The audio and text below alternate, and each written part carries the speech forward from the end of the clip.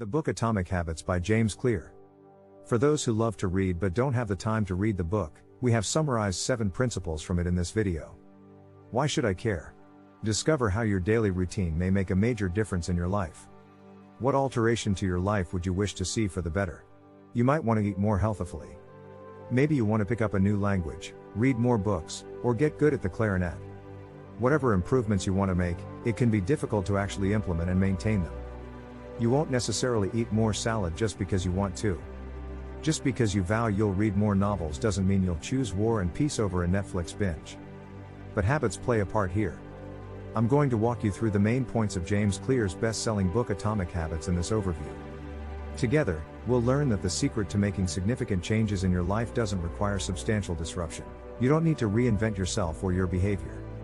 Instead, you can alter your behavior in modest ways that, when practiced repeatedly, can develop into habits that produce significant effects. Principle 1. Small behaviors can change your life in unexpectedly significant ways. I want you to picture a plane getting ready to take off from Los Angeles to start things off. The aircraft is headed for New York City. As soon as the pilot inputs all the necessary data into the aircraft's computer, the aircraft takes off in the desired direction. Imagine instead that shortly after takeoff, the pilot makes a small mistake that alters the flight path. He simply modifies it 3.5 degrees, which is hardly much and only moves at a little distance. No one notices the plane's nose moving slightly to one side, not the captain nor the passengers. However, the impact of this small modification would be significant over the course of the trip across the United States. The flight's puzzled passengers and even more perplexed captain would arrive in Washington, D.C., rather than New York City. Why then do I tell you this? It's because, like the perplexed pilot, we fail to recognize seemingly insignificant changes in our life. Small adjustments barely register in the short term. If you jog for 20 minutes today even though you are out of shape, you will still be unfit tomorrow. A family-sized pizza won't make you gain weight overnight if you eat it for dinner. However, if we continue to engage in these minor habits over time, our decisions will have significant effects. If you eat pizza every day for a year, you'll probably have acquired a lot of weight. Even though you won't notice the change, 20 minutes of daily jogging will gradually make you slimmer and more fit. The key takeaway from this article, which you have probably already gleaned, is that even seemingly insignificant habits can have a surprising amount of influence over your life, even if you aren't always aware of it. Your habits won't be immediately evident, they take time to manifest. We now understand that it might be demoralizing to not see the results of your work. It's crucial to try to focus on your present trajectory rather than your current results if this is occurring to you and you're feeling disappointed by the lack of instant positive progress. Let's assume you don't have much cash on hand. However, you are making monthly savings. Your nest egg is still quite little, therefore your present results might not be all that spectacular. But you can be sure that your course is the right one. Continue in this manner, and you will see significant progress in a few months or years. Keep in mind that you're doing the right things and moving in the correct direction when the lack of apparent progress gets you down.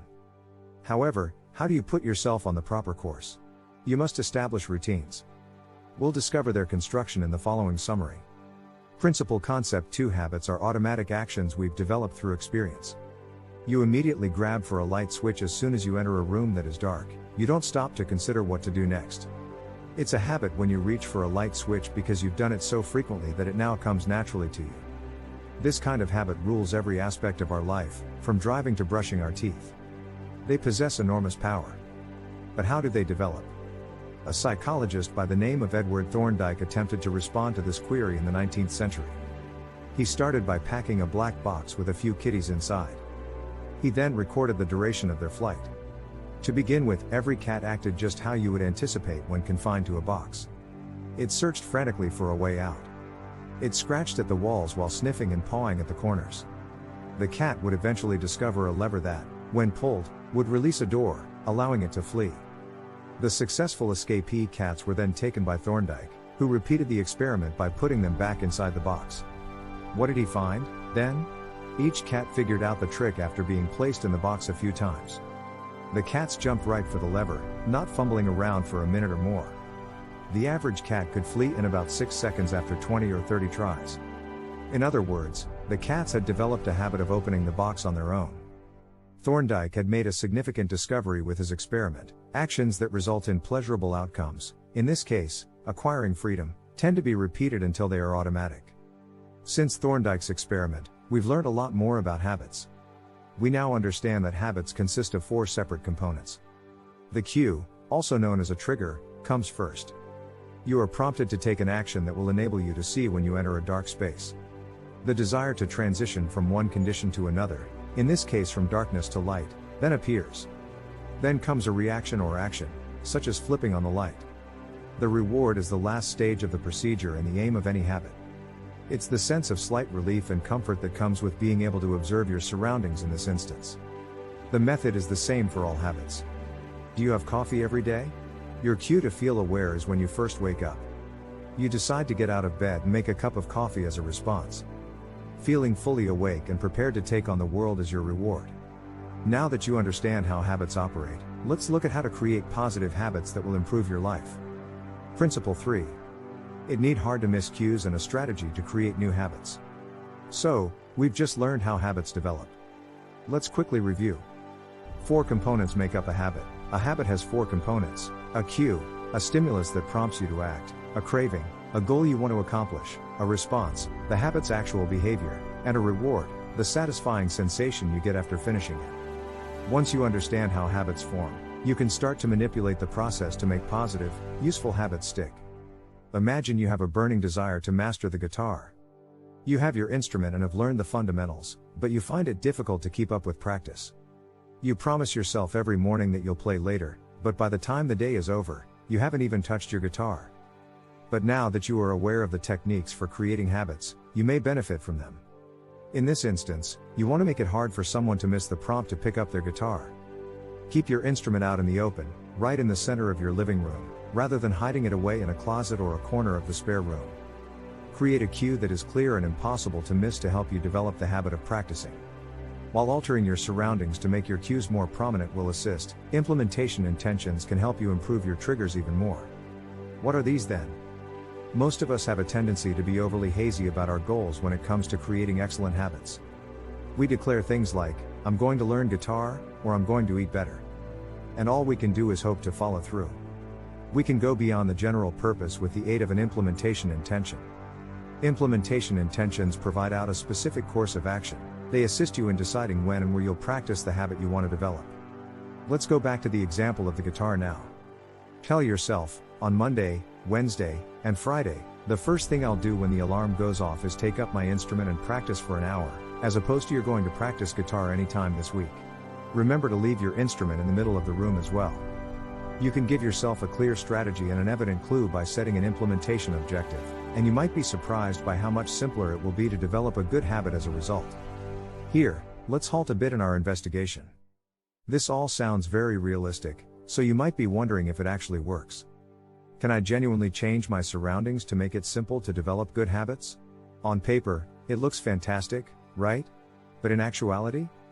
In order to respond to the query, let's examine the work of Boston-based physician Ann Thorndike, who, in case you're wondering, is unrelated to cat enthusiast Edward Thorndike. Dr. Ann Thorndike encountered a challenge that most medical practitioners encounter. She wanted to assist her patients in making changes to their diets and snacking routines. She was aware that choosing to eat healthy on purpose can be challenging. It requires a lot of willpower and discipline, and not all of us possess boundless amounts of either. As a result, Ann Thorndike and her co-workers created a test. The soda in the refrigerators next to the cash registers was switched out for bottled water, and baskets of bottled water were placed all over the hospital cafeteria as part of the experiment. The group, including Dr. Thorndike, then waited to see what would take place. What do you suppose transpired, then? Soda sales decreased by 11% over the course of 3 months, while water sales increased by nearly 25%.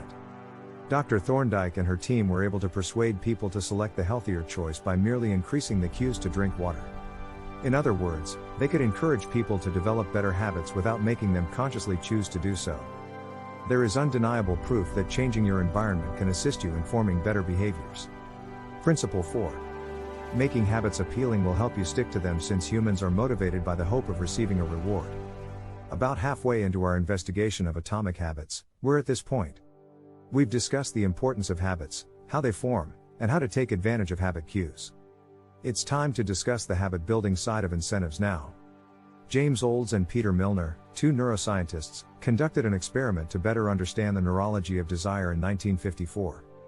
They used electrodes to prevent some rats from releasing the neurotransmitter dopamine. The shocking findings were that the lab rats merely lost the will to survive. They lacked the drive to eat, drink, procreate, or do anything else without dopamine. They all passed away from thirst only a few days later. One thing this fairly terrible tale teaches us is the importance of dopamine as a motivator. Dopamine is released when we engage in activities that are necessary for our survival, such as eating, drinking, or having sex, and we feel good. This joy inspires us to carry out the beneficial behavior repeatedly. That much is obvious. But how does this relate to developing good habits? Actually, we don't need to engage in the enjoyable action to get the dopamine rush. Dopamine is released only by thinking about engaging in enjoyable activity. Desiring something is equivalent to receiving it in the reward system of the brain. This can work to our benefit. Making our new habit into something enjoyable will increase our likelihood of sticking with it and carrying it through. I'd want to introduce you to the idea of temptation bundling at this point. Temptation bundling is the process of connecting a vital but unpleasant activity to a behavior you find appealing. This is how you may make the most of dopamine when forming new habits. Take the case of Irish engineering student Ronan Byrne as an example. Although Ronan was aware of the need to exercise more, he found working out to be unappealing. He did, however, like watching Netflix. So Ronan modified a workout bike. In order to prevent Netflix from running unless he was cycling at a specific speed, he linked the bike to his laptop and created some code. He made exercise into a delightful pastime by associating it with a habit that he was naturally drawn to. To adapt this to your own life, you don't need to build a sophisticated Netflix/exercise bike device. This can be accomplished in simpler methods. You could decide to limit your reading to magazines exclusively while you work out, for instance, if you need to catch up on the most recent A-list rumors but also need to work out. Alternatively, if you want to watch sports but need to make sales calls, tell yourself you'll watch 30 minutes of ESPN after you've spoken to your 10th potential customer. You can ride a dopamine high while forming healthy behaviors if you can find a method to make those unpleasant but necessary actions joyful. Principle 5. Make your new habit as simple to acquire as you can if you want to develop it. A proven approach to ensure that a habit sticks is to make it enjoyable. Making it simple is another way we might evade the habit building process. Our lives are dominated by simple habits. We do things that are simple to do, like surf through social media or eat a bag of chips. On the other hand, it takes a lot of work and is pretty difficult to perform 100 push-ups or learn Mandarin. This explains why we don't feel motivated to engage in rigorous exercise or extensive language study in our free time. We have the best chance of transforming our desired behaviors into habits by making them as simple as feasible. And the good news is that we can accomplish this in a number of ways. The first method involves lessening friction. The meaning is as follows. James Clear has never been any good at mailing cards. But his wife never misses an opportunity to send a card. And there is a very good reason for that. She keeps a box of occasion-specific greeting cards at home. It is now simpler to convey congratulations, condolences, or other appropriate messages thanks to this small amount of preparation. When someone gets married or gets a new job, she doesn't have to go out and buy a card, which lessens the hassle of sending one. A two-way process, friction. You may raise friction to break a bad habit, but you can also decrease friction to make a good behavior a habit. So, unplug the TV and remove the remote's batteries if you want to spend less time in front of it. This will create enough resistance that you will only watch when you truly want to. That's friction, then. The 2-minute rule is the second tip for creating habits that are simpler to maintain over time. Any new endeavor can feel manageable by doing this. The idea is that any action may be reduced to a habit that can be performed in 2 minutes. So, if you want to read more, don't make a weekly commitment to read one book. Instead, establish a nightly practice of reading 2 pages. Or, if you want to run a marathon, resolve to just put on your running clothes after work every day. The 2-minute rule can help you create simple, attainable routines that can help you achieve modest successes that pave the way for bigger ones. You'll probably go for a run after putting on your running shoes. You probably won't read any more after the first 2 pages. The first and most crucial step in doing anything is simply starting. Key concept 6. Making changes to your behaviors that are immediately rewarding is crucial for successful behavior change. Now that we're coming near to the end, but before we go, let's discuss the last guideline for adopting habits to enhance your life. And we need a story to accomplish this. It tells the tale of Stephen Luby, a highly accomplished public health researcher. In the 1990s, Luby was employed in a Karachi, Pakistan, area and excelled at his position. He significantly cut the local children's diarrhea by 52%. Additionally, he reduced the risk of skin infections by 35% and pneumonia rates by 48%. What, then, was his secret? Lovely soap. Yes, you read that right. Luby's significant contributions to public health were made possible by excellent soap. Luby was aware that preventing sickness required proper hand hygiene and sanitation. This was also known to the locals. They simply weren't making use of their expertise as a habit, though. Everything changed when Luby collaborated with Procter & Gamble to distribute a high-end soap for free throughout the community. Overnight, washing my hands became enjoyable. The new soap smelled wonderful and lathered up easily. Everyone started washing their hands right away because it had become a pleasant exercise. The most crucial and final condition for behavioral change is that habits must be satisfying, as shown by Stephen Luby's narrative. Making positive actions pleasant can be challenging. It results from human evolution. We currently inhabit a world known as a delayed return environment. Even though you show up at work today, your return, a paycheck, won't arrive until the end of the month. Even when you work out in the morning, you won't start losing weight right away.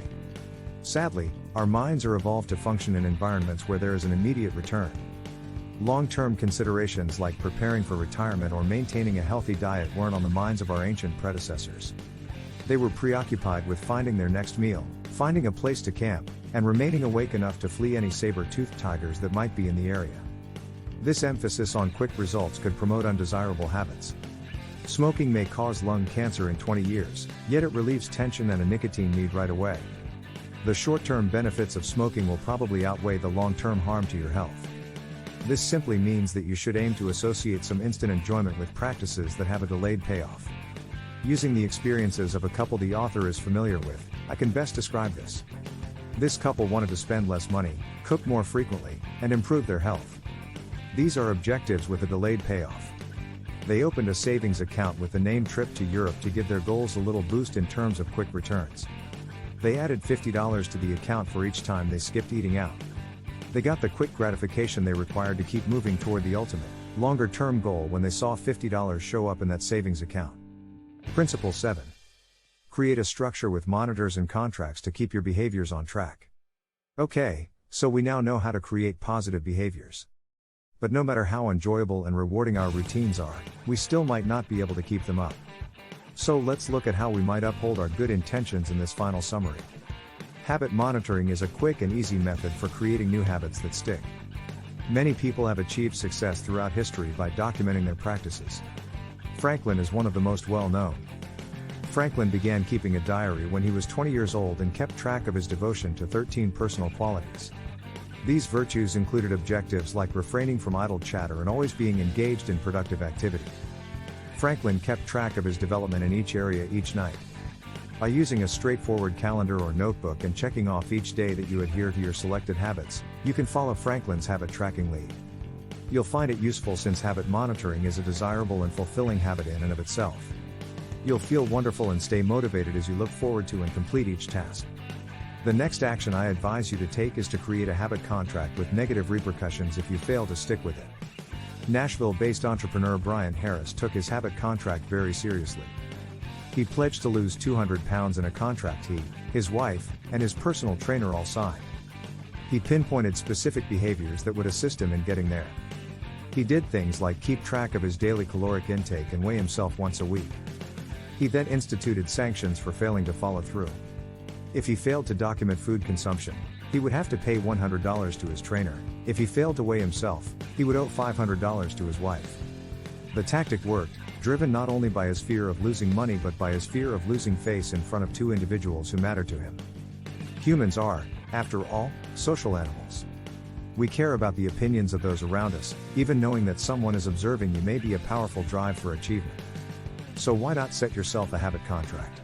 Even if it isn't as extensive as Brian Harris's, try making a vow to your partner, your best friend, or one of your coworkers.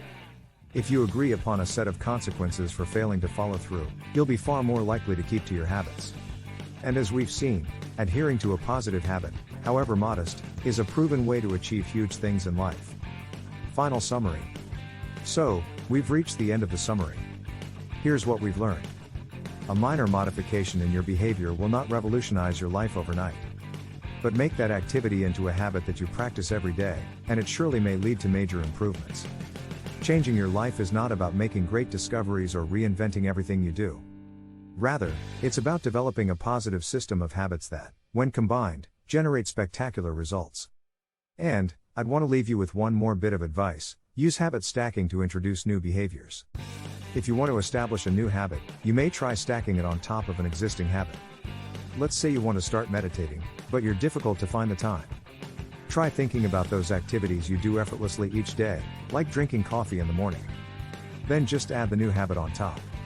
Commit to meditating each morning when you've finished your coffee, and build on the natural momentum that comes from a habit you already have. If you are interested in knowing more, you can get the book on Amazon with the link in the description box. Thank you for watching. Don't forget to subscribe, like and share with your family and friends.